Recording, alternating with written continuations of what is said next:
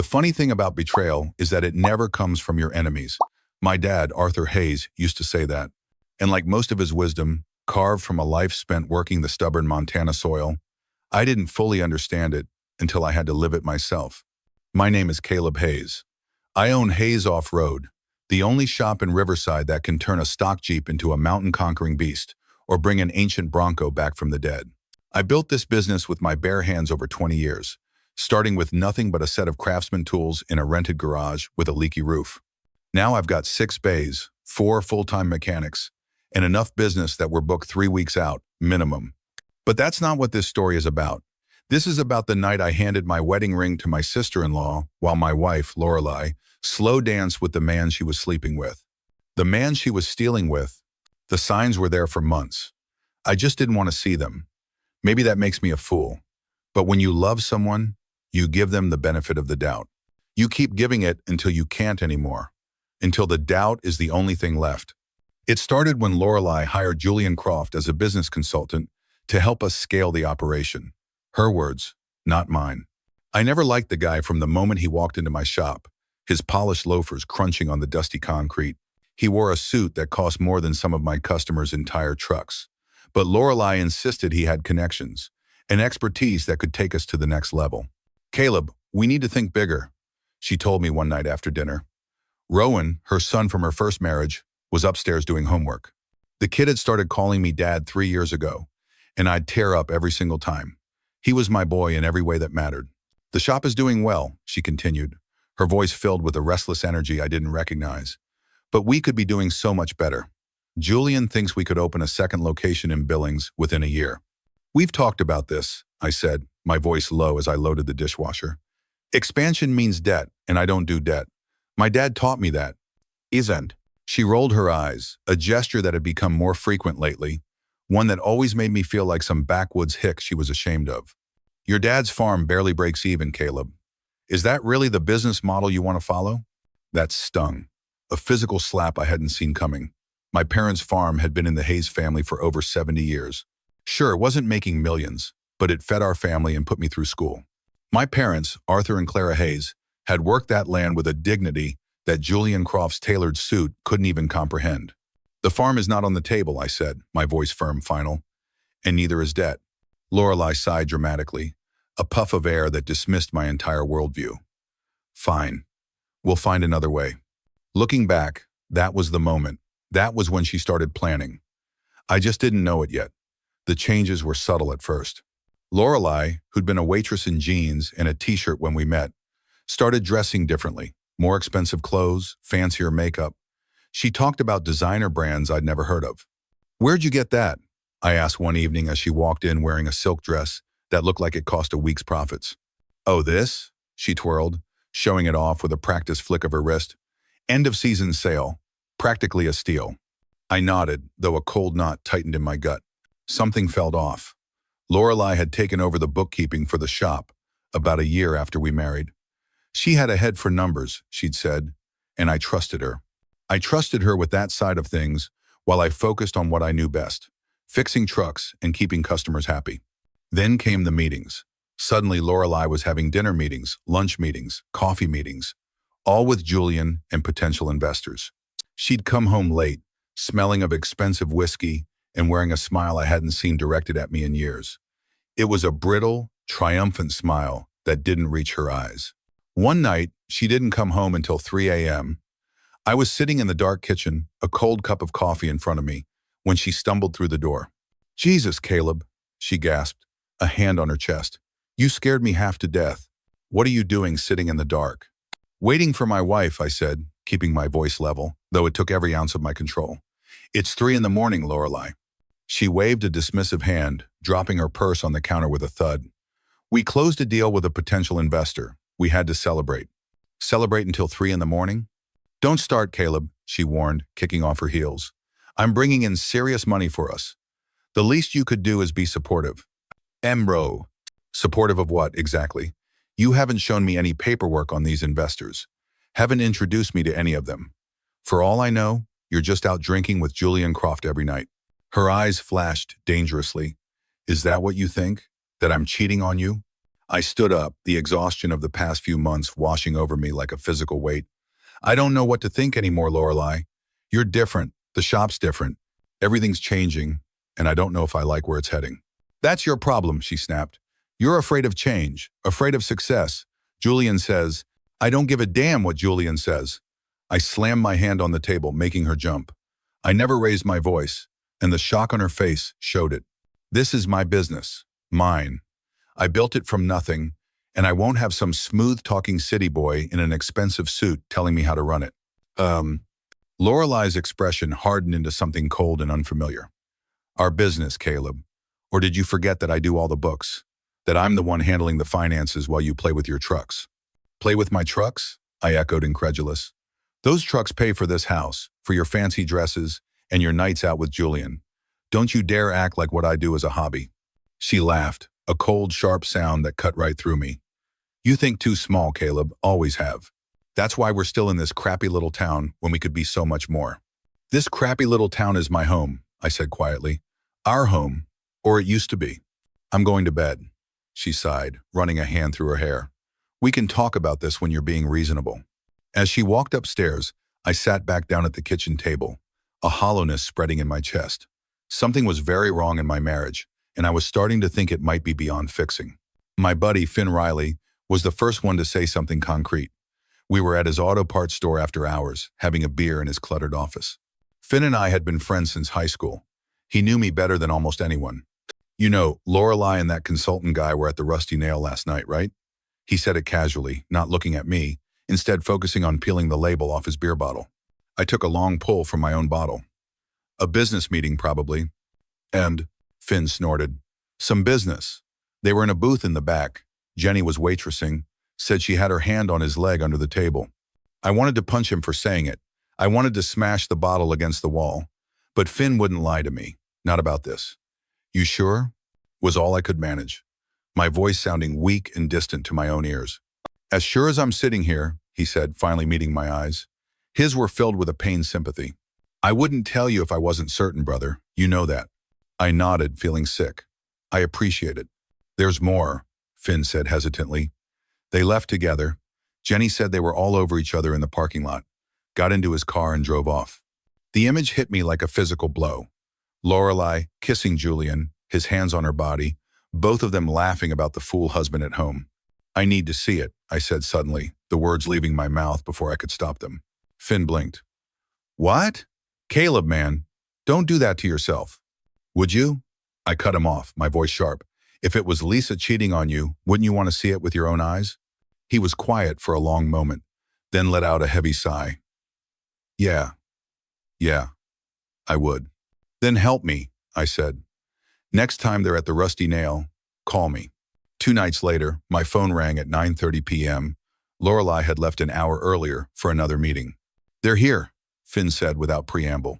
Back booth, same as before. On my way, I told Rowan I had to go check on a customer's emergency repair. He barely looked up from his video game, just nodded and said, Later, Dad. The casual affection in his voice was a knife in my gut. The Rusty Nail was the kind of dive bar that never changed. Same neon beer signs flickering on the walls, same scarred wooden bar, same country music playing just a little too loud.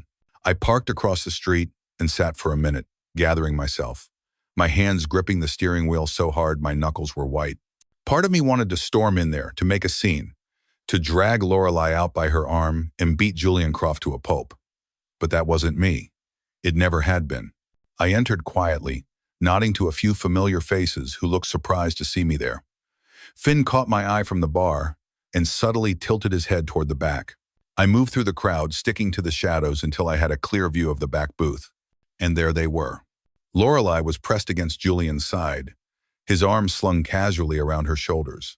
His mouth was at her ear, saying something that made her laugh, a throaty sound of genuine pleasure that I hadn't heard from her in a long, long time. As I watched, frozen in place, she turned her head and kissed him. It wasn't a quick peck. It was a deep, passionate kiss that told me everything I needed to know and 1,000 things I never wanted to. It was a kiss of shared secrets, of stolen moments, of a life being lived entirely without me. My hand tightened on the beer bottle Finn had pressed into it when I arrived. For a moment, I saw red. I considered smashing it against the wall, causing the scene I'd promised myself I wouldn't make. Instead, I drank it down in one long pull, the cold liquid doing nothing to quench the fire in my chest. I set the empty bottle gently on a nearby table and walked out. Finn found me sitting in my truck, staring at nothing. "You okay?" he asked, leaning against the driver's side door. "No," I said honestly, "but I will be." He nodded, understanding in his eyes. "What are you going to do?" "I don't know yet," I said, my voice dangerously calm. "But when I figure it out, it's going to be on my terms, not theirs." The final confirmation came from Rowan. Of all people, it came from my boy. He was helping me replace the transmission in a Tacoma one Saturday when he just came out with it. "Dad," he said, his voice quiet but clear over the clatter of tools. "Is Mom cheating on you?" I nearly dropped the torque wrench on my foot. I stopped, wiped my greasy hands on a rag, and looked at him. "What makes you ask that, bud?" He shrugged, but his 15-year-old eyes were serious, older than they should be. "I heard her on the phone the other day," she was whispering. "Said stuff like, 'He doesn't suspect anything, and I can't wait to see you.' Plus, she's always texting and then hiding her phone when anyone walks in." My heart, already fractured, broke a little more. It's one thing to suspect your wife is cheating. It's another thing entirely when her son, my son, notices it too. "I don't know for sure," I said carefully, choosing my words because he deserved the truth, but a version of it that wouldn't shatter him. "But I'm going to find out." "If she is, it's not your fault," Rowan said, handing me a socket wrench. His loyalty was a beacon in the darkness. "Julian's a douchebag anyway. He talks to me like I'm 5. I had to smile at that. "Language, bud? But yeah, he is a douchebag." Rowan's face darkened. "He came by the house last week when you were out getting parts. Mom thought I was at Jason's, but I came home early. They were in the kitchen, and he had his hands all over her." I froze, the wrench slipping from my grasp and clattering to the floor. "In our house?" Rowan nodded, anger flashing in his young eyes. I wanted to punch him, but I just went back outside and made a lot of noise coming in the second time. By then, they were sitting at the table with papers spread out, pretending to work. "Jesus," I muttered. "In our home, where we'd built a life, where Rowan lived." It was a level of disrespect I hadn't even considered. "There's something else," Rowan said hesitantly, his voice dropping. "Something I found in Mom's desk. I wasn't snooping, I swear. I needed a pen and her drawer was open and I saw this." He reached into the pocket of his jeans and pulled out a folded piece of paper. I unfolded it. It was a bank statement, for an account I'd never seen before, in Lorelei's name only. The balance was over $50,000. "Where the hell did this money come from?" I said, more to myself than to Rowan. "Look at the deposits," he said, pointing a finger that was smudged with grease. "They're from the shop. I checked the dates against the books Mom keeps on her computer. They match up with big payments that were supposedly for parts suppliers I've never heard of." I stared at my stepson, a tidal wave of pride and profound sadness washing over me. He'd figured all this out on his own. This boy, who wasn't my blood, but was my son in every way that mattered. "You're the furthest thing from stupid, Rowan," I said, pulling him into a rough, fierce hug. "And I promise you I'm going to fix this." That night I started digging. I waited until Lorelei was sound asleep, then quietly opened her laptop. Her password was easy to guess: Rowan's birthday. The same one she used for everything. The evidence was all there, barely hidden. Emails between her and Julian discussing their plans. Bank transfers. Fake invoices to shell companies they'd created. They weren't just having an affair. They were systematically draining my business. But there was something else. Something that made my blood run cold. An email from Julian to Lorelei, dated 2 days ago. "Once we have the old man's signature on the loan papers, we're home free. The bank already approved it based on the land value. $1.2 million. Babe, we can be in Mexico by Christmas." Lorelei's reply: "He suspects nothing, thinks it's all for the business expansion. God, he's so trusting it's almost too easy." My parents' farm. They were going to take my parents' farm. The rage that filled me was a white-hot, silent inferno. I printed everything, my hands shaking, and stored the papers in a lockbox at Finn's store. Then I called my parents, forcing my voice to sound casual. "Dad, has anyone approached you about taking out a loan against the farm?" I asked. "Funny you should mention that, my father," Arthur said. "Lorelei stopped by yesterday with some paperwork. Said you two were thinking of expanding the shop and needed collateral for a loan. Wanted us to put up the farm." My stomach dropped. And what did you tell her? That we'd think about it. Your mother wasn't too keen on the idea. Farm's been in the family too long to risk it. Good, I said, relief washing over me. Don't sign anything, Dad. Not until you talk to me first. The next day I drove out to the farm. It was a crisp autumn morning, the kind that reminds you why Montana is called Big Sky Country. The farm was my anchor, the place where the world made sense. My dad was waiting on the porch, a cup of coffee in his weathered hands. Something's wrong, he said as soon as I sat down. Not a question. A statement. Yeah, I admitted. Something's very wrong. I told him everything. The affair, the embezzlement, the plan to steal the farm. He listened without interrupting, his expression growing grimmer by the minute. My mother, Clara, joined us halfway through, her face etched with a quiet fury. I knew there was something off about that woman, she said, patting my hand. Too slick by half. Why didn't you say something, I asked, my voice bitter. Would you have listened? She asked gently. You were in love. I was a fool. No, my father cut in sharply. You trusted your wife. That doesn't make you a fool, son. It makes you a decent man. She's the one who's going to have to live with what she's done. If I have anything to say about it, I said, my voice hard as steel, she'll be living with it in prison, her and Julian both. I met with Ramona Vance, the toughest lawyer in the county. She was a woman in her 60s with sharp eyes and a sharper mind. She listened to my story, examined the evidence I'd collected, and smiled a smile that reminded me of a wolf eyeing a wounded deer. You've got them dead to rights, she said. Financial fraud, embezzlement, conspiracy to commit mortgage fraud. This is a slam dunk, Mr. Hayes. But, she hesitated, timing is everything. If they get wind that you're on to them, they might accelerate their plans or destroy evidence. Enzero, what are you suggesting? I'm suggesting we wait, she said, her eyes glinting. Let them think they're still in control. We get all our ducks in a row, police, bank records, everything. Then we drop the hammer when they least expect it. It made sense. The thought of continuing to live with Lorelei, of pretending everything was normal, made my skin crawl. But I would do it. I would play the part if it meant catching them red-handed. That night at dinner, Lorelei announced that her cousin was getting married in 2 weeks. It's going to be at the Riverside Country Club, she said, twirling spaghetti around her fork. Everyone will be there. I already bought a new dress. Sounds nice, I said, forcing a smile. Will Julian be there? She paused for just a second, but I caught it. I think so. Amber invited him. They've become friends. Great, I said, my voice dripping with false sincerity. It'll be good to socialize with him outside of work, get to know him better.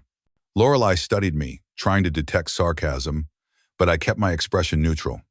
Yes, she finally said, a triumphant gleam in her eye that made me want to flip the table. It will. Oh, I intend to, I replied, raising my glass of water. To new friendships. She clinked her glass against mine, smiling her dazzling, empty smile. And all the while, I was planning exactly how I was going to bring her world crashing down around her. The night of the wedding was one of those perfect Montana summer evenings. The sky, a vast, bruised purple over the sharp peaks of the mountains. I put on my best suit, the one I'd bought for our own wedding 8 years ago. It felt like a costume for a play I no longer wanted to be in.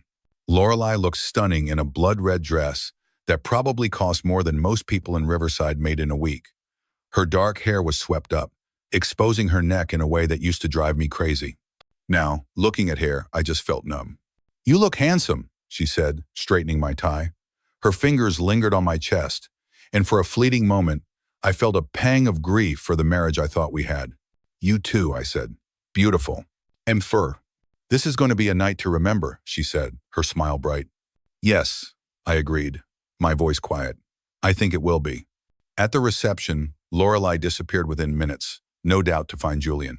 I mingled, making small talk with people I'd known my whole life. People who had no idea their quiet, reliable mechanic was about to detonate a bomb in the middle of their party. As the evening wore on, I kept one eye on Lorelei and Julian. They weren't even trying to be discreet anymore. Dancing close, his hand on the small of her back, whispering in each other's ears and laughing. The sight of them made my blood boil, but I channeled that anger into a cold, hard resolve. Then the band started playing a slow song. Can't Help Falling in Love. The dance floor filled with couples. And there, at the center of it all, were Lorelei and Julian, her head on his shoulder, his hand a little too low on her back. They were lost in their own world, a world built on my money and my trust. My moment had come. I made my way across the room to where Rachel, Lorelai's sister, was sitting. Rachel had never liked Julian. She'd warned Lorelai he seemed off.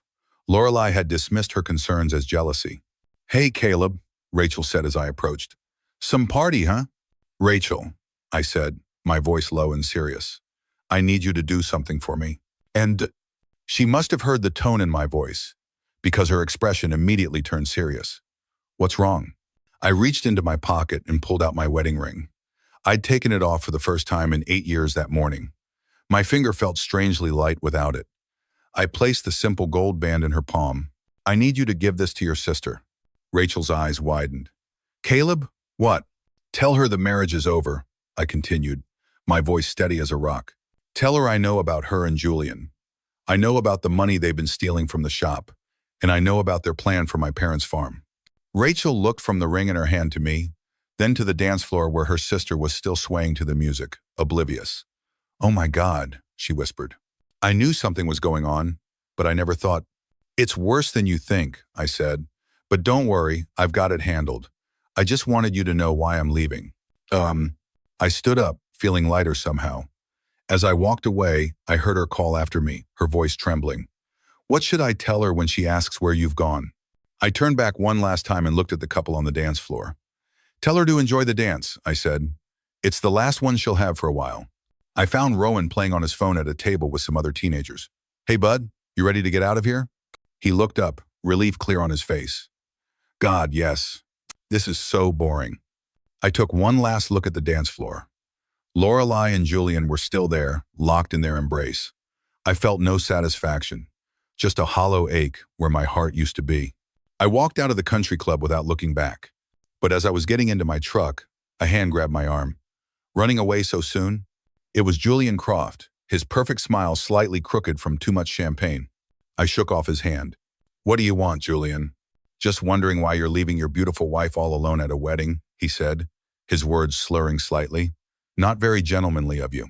I looked at him, really looked at him, and saw nothing but a con man in an expensive suit. "She's not alone. She has you, doesn't she?" His smile faltered.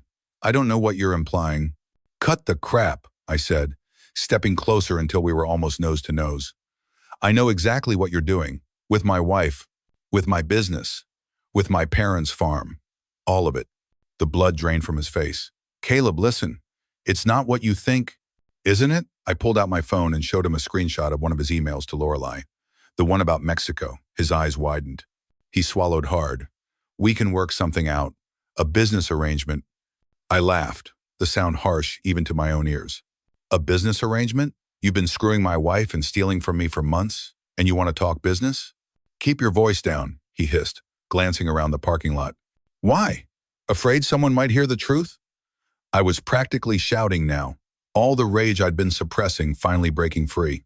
"Afraid they might find out that Julian Croft is nothing but a two-bit con man, preying on small business owners?"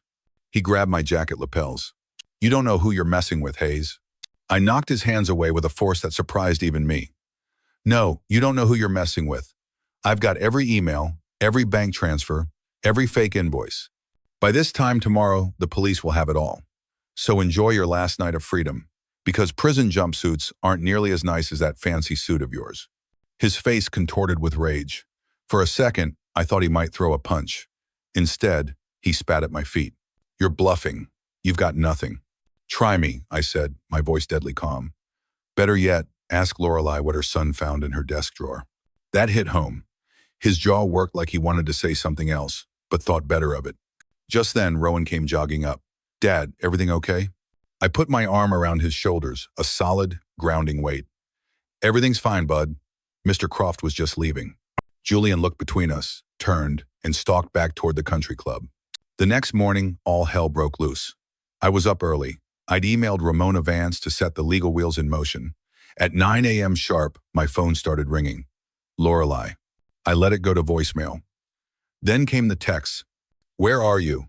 We need to talk right now." "You're making a huge mistake, Caleb. Call me back." I ignored them all.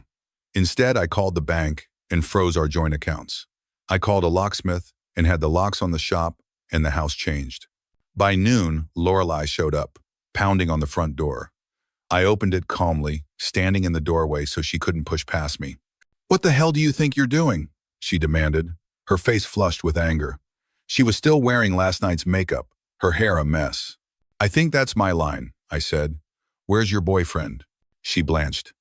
"I don't know what you're talking about. Let me in, Caleb. This is my house too." "Not anymore," I said.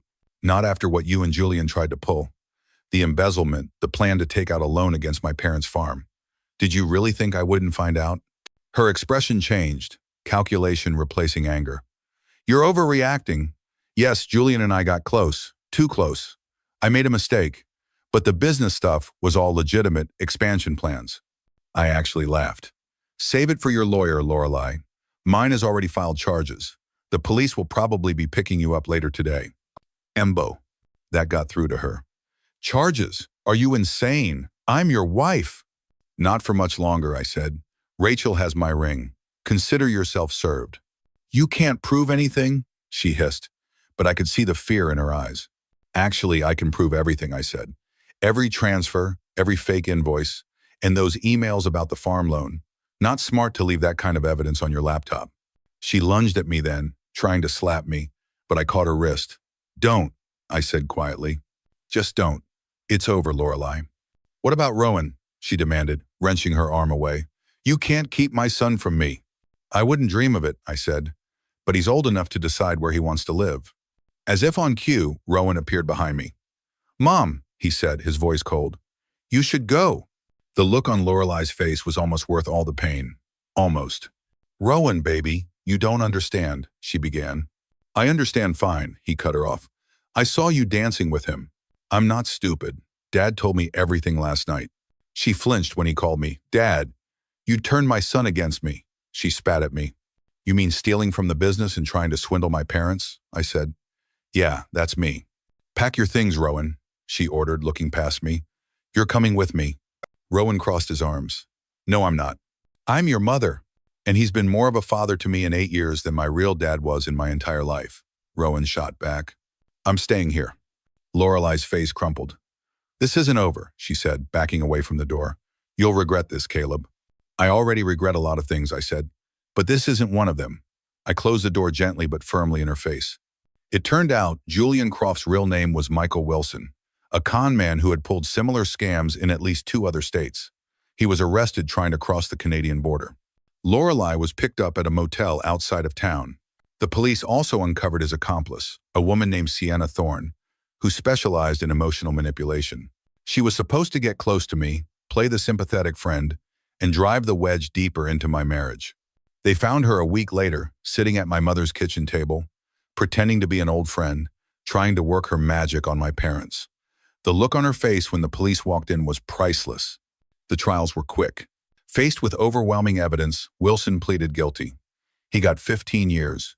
Sienna Thorne turned state's evidence and got 5. Lorelei maintained her innocence right up until the prosecutor played recordings of her planning the farm loan scam with Wilson. The jury didn't buy her act. She got 8 years. I attended every day of her trial, not out of vindictiveness, but because I needed to see it through. Rowan came with me sometimes, silent and stoic beyond his years.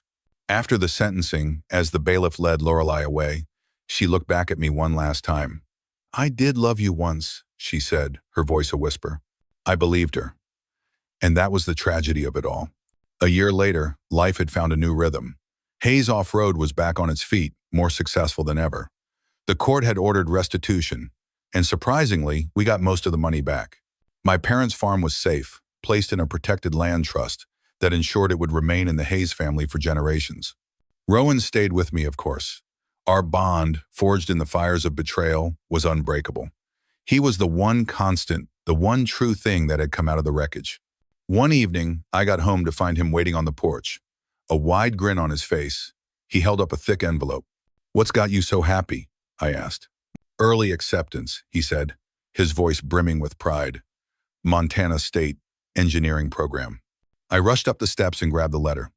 There it was, in black and white. My boy. My boy was going to college. I pulled him into a bear hug, lifting him off his feet. "Of course you got in.